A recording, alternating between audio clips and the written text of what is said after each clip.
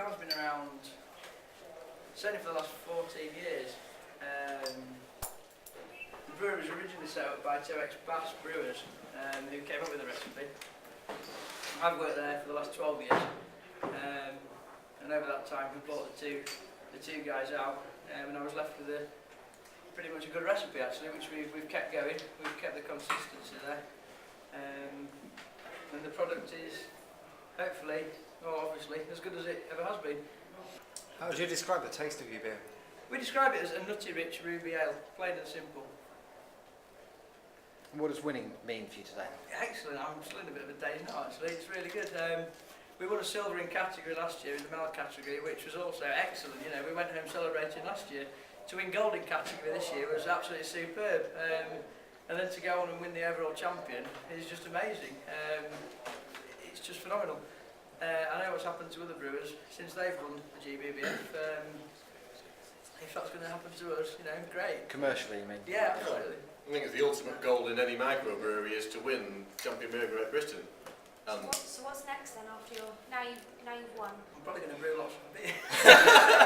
We're going to drink a lot first and then go back to Yorkshire. Yeah, we do actually. We've actually shut the brewery down for today. I brought 5 guys down, which is pretty much the workforce of the brewery. So the brewery is literally shut today, apart from a couple of guys and girls on the phone. You know, that's it. We do all the work, we do all the PR, we do everything. So yeah, we are a micro in every sense. Yeah, small multitasking workforce. Do you have concrete plans now to expand at all? Are you sort of thinking that far ahead? Yeah, but just sort of, you know, we've been gradually doing it, haven't we? The brewery's been up every year since it began, slightly. This year we've actually seen a pretty good growth, as have most micros in the country. Cascale's really making a comeback at the moment. Obviously winning something like this is going to increase your sales, make it really, hasn't it? I've got plans. We're at 60% capacity at the moment, so we've got room to grow internally. As far as expanding, yeah, we can also expand within the facility that we've got. More fermenters is the key. We're only working on a 5-day week at the moment. We can work on a 7-day week. You can work around the clock if you need to do. I don't know how much the guys will appreciate that, but there you go. We've got a recession on at the moment, but your sales have gone up. Yeah. Is that right? What do you put that down to? I think quality, really, without being big-headed. People maybe staying at home a bit and spending a bit more money in the local pubs and the country pubs rather than spending it abroad. People would rather pay £3 for a good pint than £3 for a failing half pint, and I think that is the top and bottom of it without being too shrewd really. And I'm confident, even more so today, that we do produce a good product, which I'm happy about, and you know, and for the whole cause, and Camera have helped us on certainly over the last 12-18 months. They've been very pro us. Ruby Mal's always been one of their favourite beers, which has been good for us. I've worked hard alongside Camera, certainly over the last 12 months, since the brewery's been just mine individually, and the wife's, of course. Put her in the picture as well. So, yeah, maybe that's helped, I don't know. Cascale has sort of held up much more than other styles of beer have during the downturn. Yeah. What do you make of that? What do you reckon is behind that? I think slowly but surely we're actually bringing people back to a good pint of quality ale, which is ever important. You know, it goes back, it all started off with every town, village had a little brewery, and then the mass breweries took over. And I think slowly but surely we're coming back to that feature where smaller towns, smaller villages actually have little breweries supplying their local communities. And that's quite a nice thing. The local sort of supply to local pubs with local products is really helping.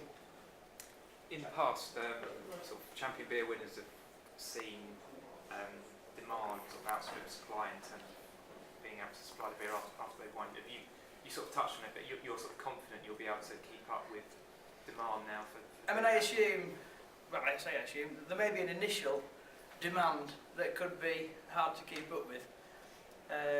If you had every wholesaler that we deal with on an annual basis ring up for a horrendous amount of 9s of beer, yeah, we're going to have to say, hang on a minute, you've got to wait 5 minutes or a couple of weeks. But I think once things level off, we can probably cope with that demand. If we can't, maybe a little bit of time we're going to take, but we'll get there, yeah. Do you think tastes have caught up with you rather than the other way around if you've been doing the same thing for 14 years? Yeah, that's an interesting question, isn't it? Well, we've certainly not changed our tastes, apart from producing paler beers.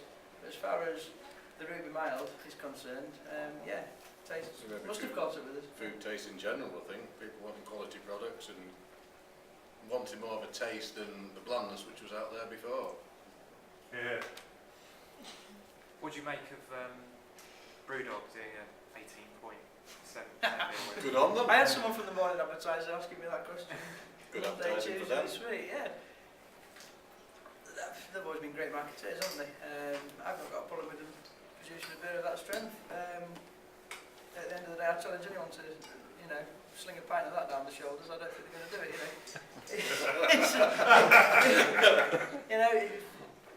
I've not got a problem with it at all.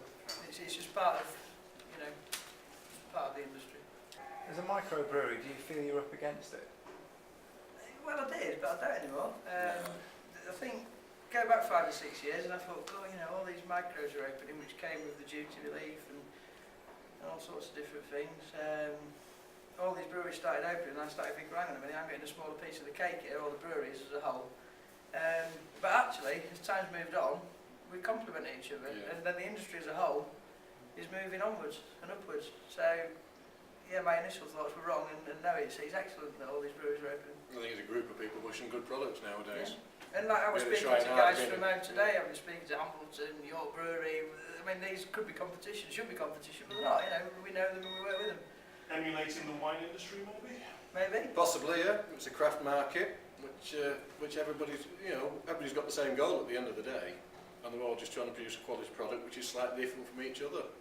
And they all are. And you go downstairs and you try the beers, and we've been trying them, and yeah, great beer, lovely, brilliant. How did they do that? As I've been doing, how did they do that? Maybe I could just, try and replicate it somehow, but no, good market there now.